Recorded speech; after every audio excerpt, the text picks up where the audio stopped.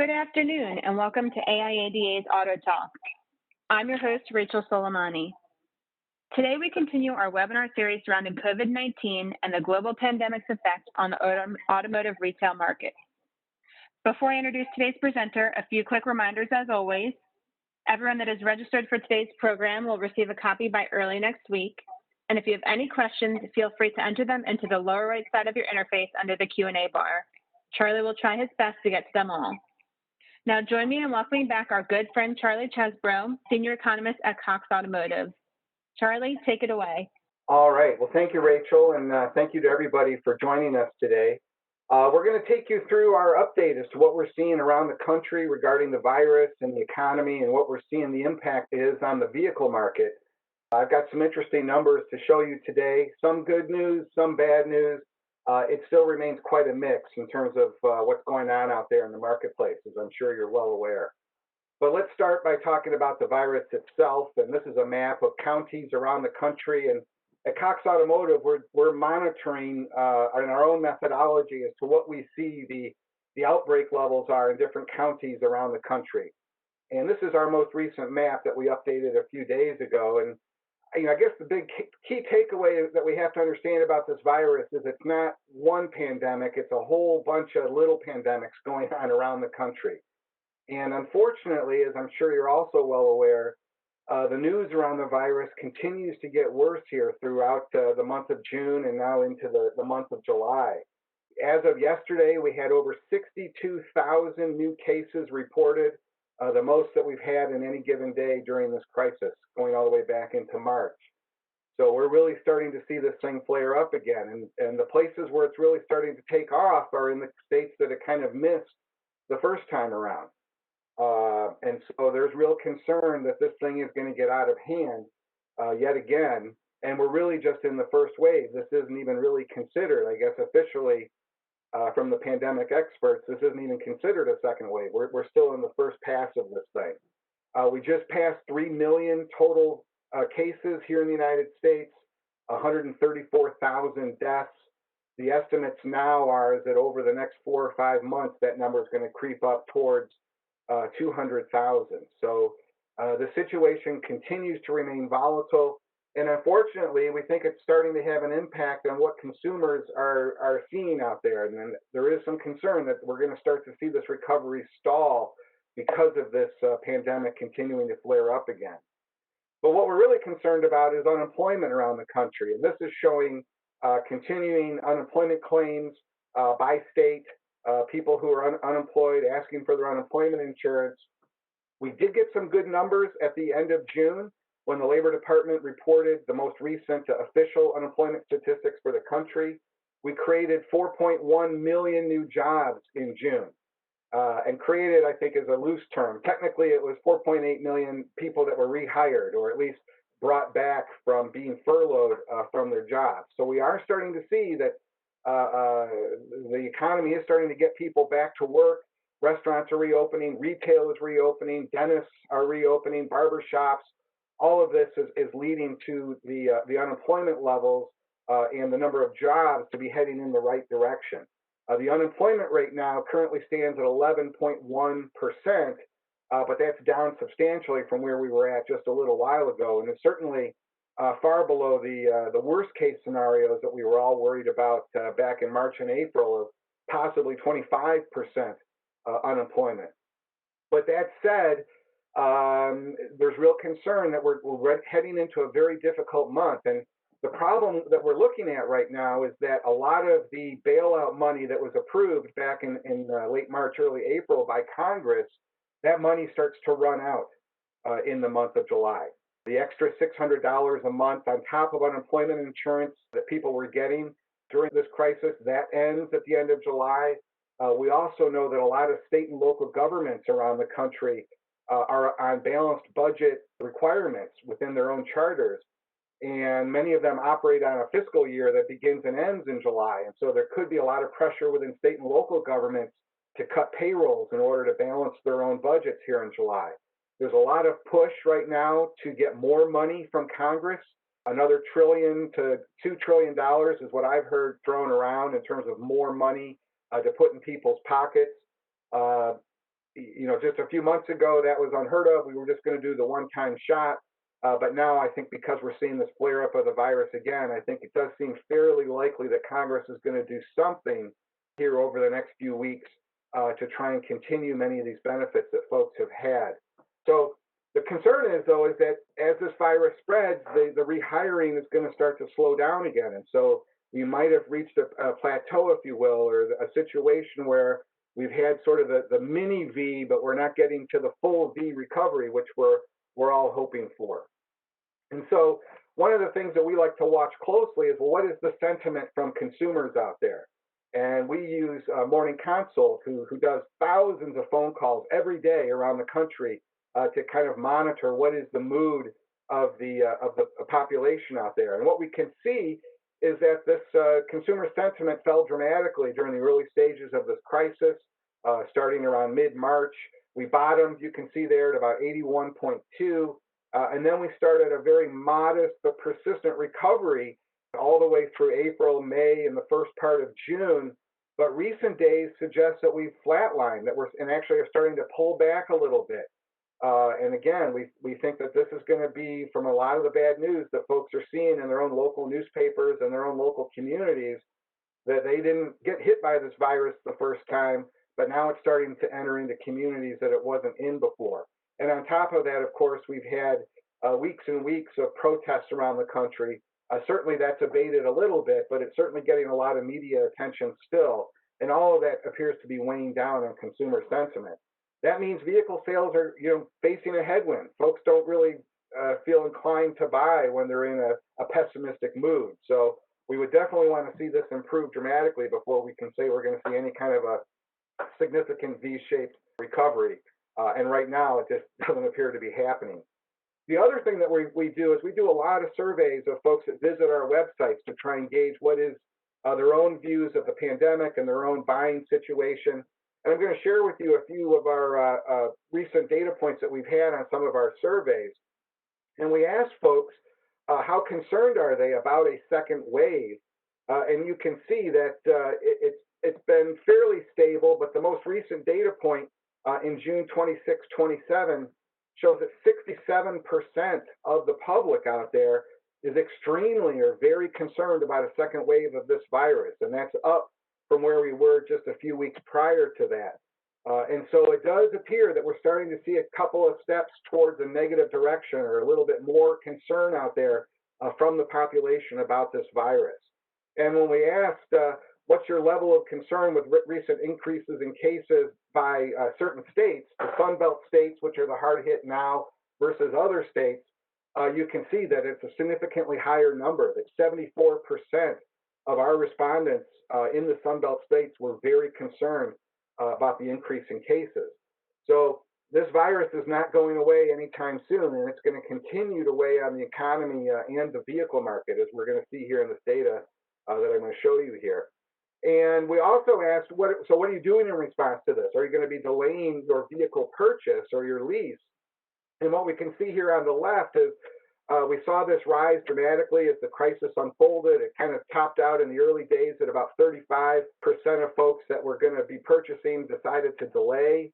And then it's kind of stayed in that area. It was a little bit volatile, but you can see that recent data points suggest that we are starting to see it tick down, that there's not as much delay in terms of the number of folks saying they're going to wait, but that's a little bit misleading, because we also know that there's fewer people that are out there actually looking to buy a vehicle sometime in the next 6 months. But of those people that are delaying their purchases, the most recent data point, about 29%, how long are they going to delay? Well, that's what we're looking there on the right. And you can see that for the majority there, 51%, they're only going to delay about 2 months. So that is moving in the right direction. There's at least going to be a little bit more action coming from these folks. But as I said, there's probably fewer of these people out there now, because they've either already pulled the trigger or they're going to hold back. And that's what we see here in this chart. We know that purchase intentions are down. The percent of consumers in market to purchase a vehicle within the next 6 months, it was at about 20% in the early days of the outbreak. Then when we had a month later, sort of the shelter in place, it remained at around 22%. When the market started to reopen again at the end of May there, we saw it fell to 16%. And that's where we stand today, that only about 16% of our respondents are saying that they're in the market to purchase for the next 6 months. So we don't have as much pent-up demand or folks that are waiting out there getting ready to buy a new vehicle. And so that, again, is just another headwind that we've got to face here over the summer months. The other thing we were asking folks about is what are their plans regarding vehicle repair? And it's kind of interesting that we can see that in the early days of this crisis, many folks were saying they were going to wait on vehicle repairs. It topped out at around 40%, saying that they were going to delay getting servicing. And then we kind of fell from that, and now it's fallen to about 26%. But these aren't really doing it because they're frightened about the virus itself. It's really more that we know that there's less driving going on, so there's really less need to actually be involved with servicing your vehicle. It's just not that much of a critical factor like it was in the early stages of this recovery or this crisis when people thought, oh, this will only last for a couple of weeks. I don't have to change my behaviors too much.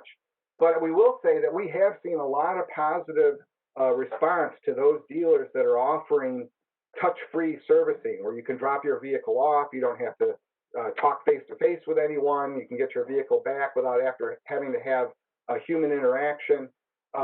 These are services that I think consumers are going to be interested in for the foreseeable future. The same on digital retailing, the ability to buy and sell vehicles all over the internet, or at least without face-to-face contact, is something that I urge all dealers to really look into if you're not offering those services already, because there is going to be a portion of this population, the vehicle buying public, that's going to be concerned about this virus for the next year or longer, or until we get the actual antidote or the cure to this virus. And you certainly don't want to say goodbye to 10% of your potential customers or 30 or 40% of your potential customers, whatever it may be in your community. It certainly would be a mistake to not try and provide the services and the ability for folks to buy that are concerned out there. So what are we seeing in terms of vehicle sales itself? Well, I think this chart's kind of interesting. This is showing from our sales data what we're seeing in the year-over-year change in 7-day sales for both new and used vehicles. And in the gray there is the new, and in the dark blue there is the used. And what we can see is that the new and used markets fell very similarly during the depths of this crisis, really hitting bottom around the end of March, very beginning of April. And then this nice, rather consistent and persistent recovery started. But what we can see is that the used market has recovered much more quickly. And in fact, in June, we saw very, very strong used vehicle sales up for a few weeks on a year-over-year basis. And we think that really can be attributed to the value that the used vehicle market presents itself to relative to the new vehicle market. We always think of new and used as sort of separate entities, but to the consumer, it's all new to me. And so people that were out there shopping were looking for better prices, something a little bit more affordable. And we think that steered many consumers into the used market.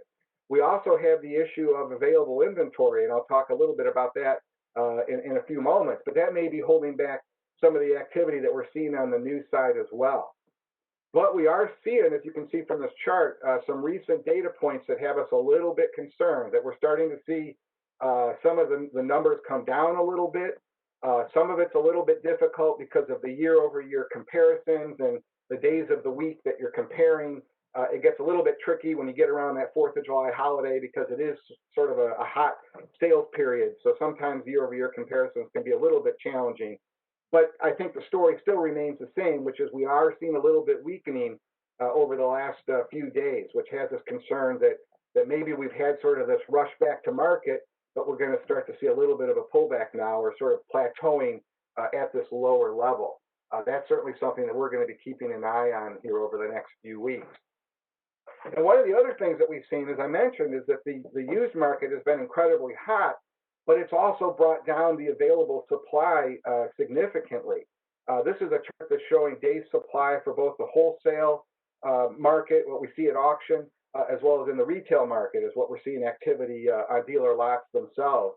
And what we can see is that during the depths of this crisis, when the markets were actually shut down and people could not buy because many states have shut down retail operations, we saw that the days supply in the used market really spiked.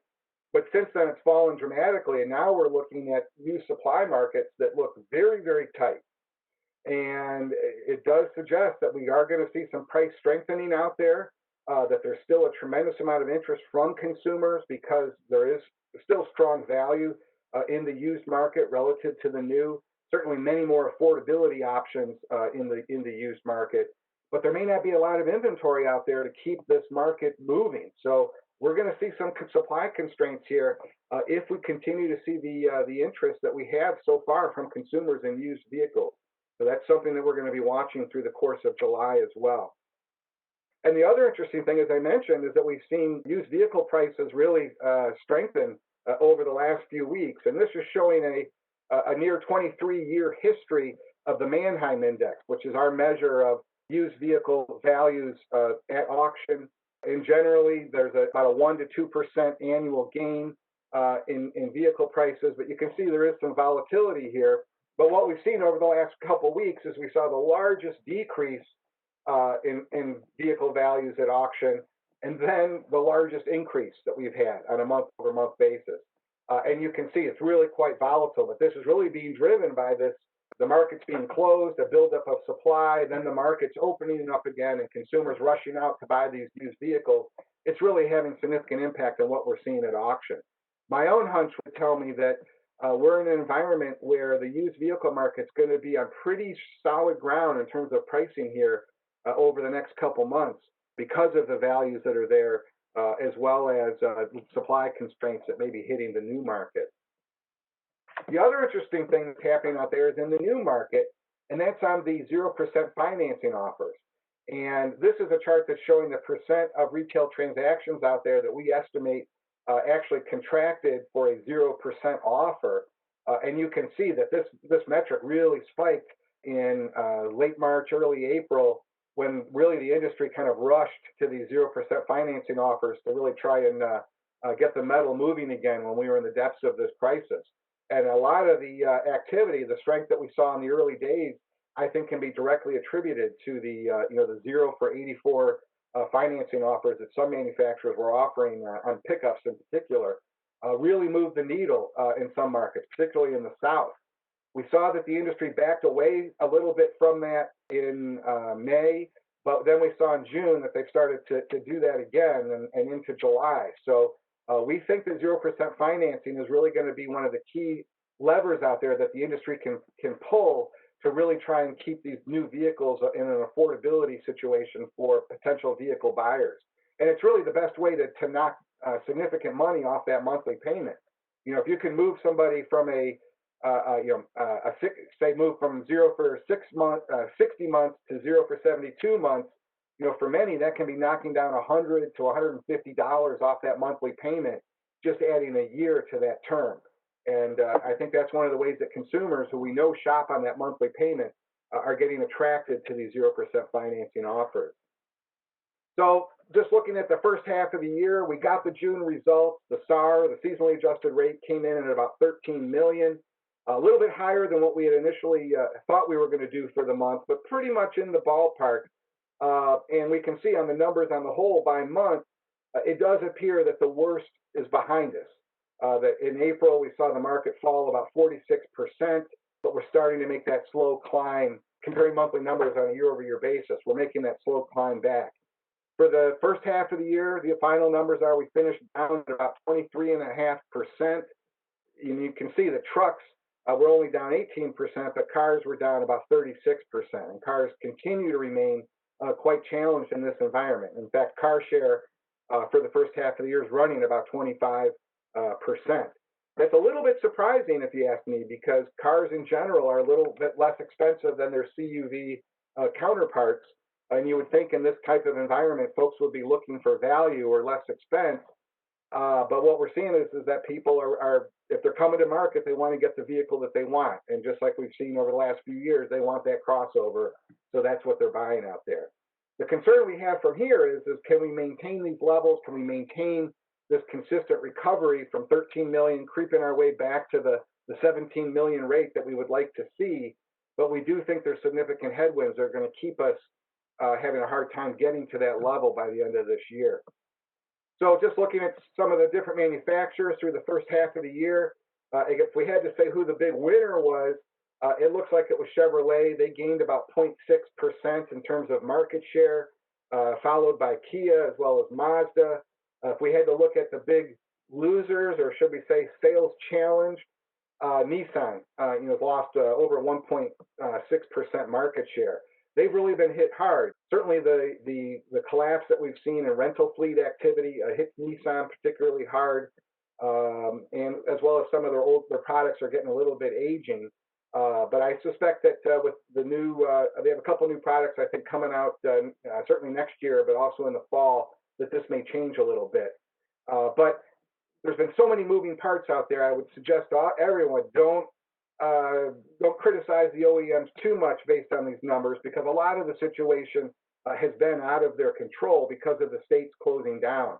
And I think I've shown some of these slides before, but just to give you a little bit of an update, this is a chart that's showing between March 1st and April 30th, what was the year-over-year change by state in retail sales. Nationally, during that 2-month period, sort of the depths of the crisis, we fell 45%. But some states, like Pennsylvania, fell 72%. They're kind of the big loser, if you will. They fell the most when the governor shut down all retail activity. At the other end of the spectrum, you've got Arkansas, which never shut down. So their vehicle sales only fell about 12% during this time period. And Texas is sort of in the middle there at 31%. So they're a bit of a purple state here in this particular metric. But the thing to keep in mind is that was March 1st, April 30th, that even though Texas fell 31%, it's such a large market, and it didn't fall as much as sort of the larger states like California and New York, that Texas actually gained market share. And so when we think about who gained and lost market share during this March 1st to April 30th time period, you can see that Texas gained 2.4% market share. Florida gained about 1.3%. And these gains came at the expense of the early COVID hit states like Pennsylvania, New York, and California. So when the losses that we see on the manufacturer side, we have to keep in mind that where all these different manufacturers do business is directly impacting their sales results. But the other interesting thing is when we think about the recovery period in comparing sales from March 1st to April 30th and then May 1st to June 15th, we can see that there's actually been a flip back, that now that during this period, the states that were closed had reopened, and as a result of that, their sales gains were much stronger than Texas and Florida during this period, who didn't have quite the sales gains that they had before. And as a result of that, much of the lost market share was regained during this period, with Pennsylvania regaining about 2.1% of that market share that they had lost before. So there's so many moving parts, it's really difficult to truly evaluate who's winning and losing out there. But one of the things that we are concerned about here in this next stage as we go through these summer months is the available inventory. And this is a very complicated issue because, as we know, this virus is very specific to certain locales. And we generally only look at sort of the nation in total, but clearly there's substantial differences as to what's going on around the country. But when we do look in the aggregate, we can see that available supply is at very low levels, close to 2.5 million, far below levels that we were at a year ago. And what does that mean? Well, it means the day's supply, the amount of inventory based on recent selling rates, is hovering around 70. Historically, that's a fairly positive level. The industry likes to operate at around a 2-month supply, give or take. But the concern is the supply all in the right spot around the country, given all the different variations that we've seen? And is retail demand coming back more quickly than the manufacturer supply chains can get up and running? We know the factories are up and running, that dealers are starting to get new inventory, but there's going to be sort of a discrepancy as to is the inventory in the right spot where consumers are actually buying. And when we look at these numbers for the different manufacturers, we can see that Toyota and Subaru here on the left, they appear to be in a very tight supply situation, right around 40 days, versus at the other end, you have Mitsubishi, which is really north of 150 days supply. So it really does vary by the different manufacturers in terms of their particular situation. But we have heard from a number of dealers out there that they're very concerned that they don't have enough on their lots, given the interest that they have from their customer base. The other issue we're dealing with out there is old inventory market share. Nationally, it's close to about 5% of the available inventory out there is model year 2019. That's about twice what it was last year. We were only running about 2.5% was old model year share at this point last year. So we've got some old product out there that needs to get cleared out before we're going to start moving in the model year 2021. And so, this is one of these issues that the industry is going to have to try and juggle and mitigate through here in the next couple of weeks. And then just focusing a little bit more on the luxury side of the market. In general, luxury is running about 20 days more day supply than non-luxury, which is not surprising because the selling rate's going to be slower in the recovery phase for luxury. It's a much higher price point, but it does suggest that it's going to be a struggle for luxury here over the summer. Some manufacturers are in better situations than others. Clearly, Lexus appears to be the early winner here, with Buick at the other end at 140 days supply. And then just looking at old inventory model share, you can see the Alfa Romeo and Genesis have quite a bit of old inventory out there. So if we had to think about where our incentive's going to be going, well, it's probably going to be on those products that are old and we've got too much of them. And so that's going to be one of the things that's going to be moving the metal here over the next couple months. And then the other thing we like to, as I mentioned before, this is very regional. There's a very geographic aspect to the supply issue around the country. We have the ability that we can monitor this by the 210 different DMAs around the country, the big metropolitan areas. And I've pulled out sort of the top 20 markets around the country just to give you an idea of the variation out there. And what we can see is that Miami, Florida, their day supply is running, somewhere in the 57, 58 day range. So fairly tight supply. At the other end of the spectrum, you have Minneapolis, St. Paul, which is looking close around 83, 84 day supply. So it is quite varied out there. And again, it's one of these situations where the industry is going to have a real challenge in trying to manage this because demand is going to be very volatile as to where the virus breaks out. Is the supply available that people want? Are consumers willing to compromise and take the vehicle in white or not at the trim level that they want, as opposed to waiting until their exact model that they're interested in comes in? These are all unknowns that we're going to be watching closely. And then finally, just looking at where the old inventory model share is, you can see that San Francisco, San Jose appears to have the most of the large metropolitan areas of old model year inventory, with Detroit looking at the other end of having the least. So it's one of the things that we're just going to have to keep an eye on, this inventory issue. The concern is that if we do see a stall in this recovery, and that we don't see the consumers, the demand for vehicles continues to rise that we've seen in over the recent weeks since the depths of the crisis, we may have plenty of inventory.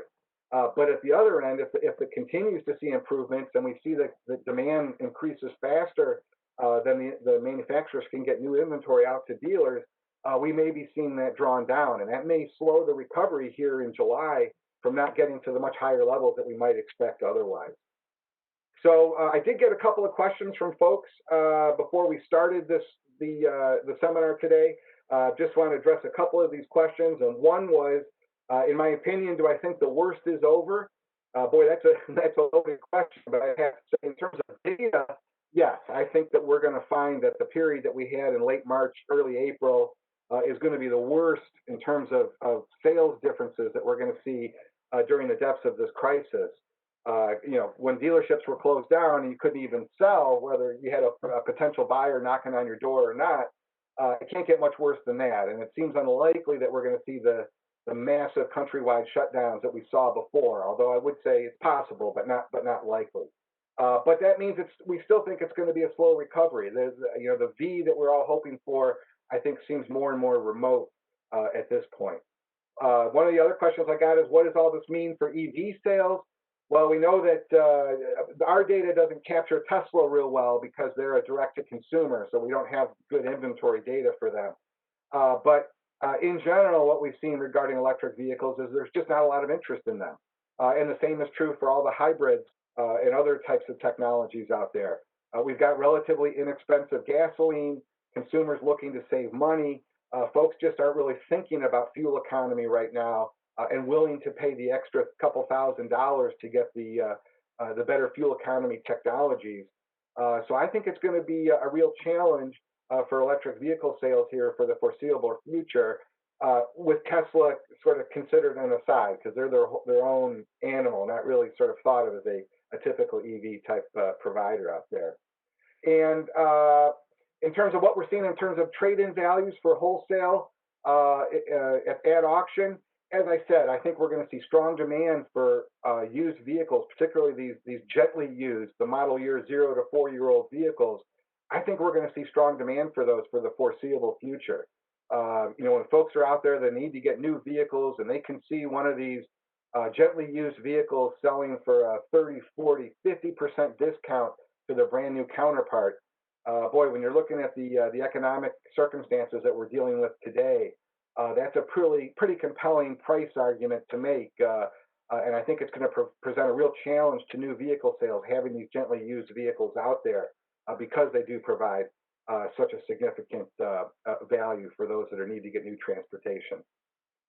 So those are my comments today. If you guys have any further questions, please feel free to send me a note or let Rachel know, and I'd be happy to respond to you directly.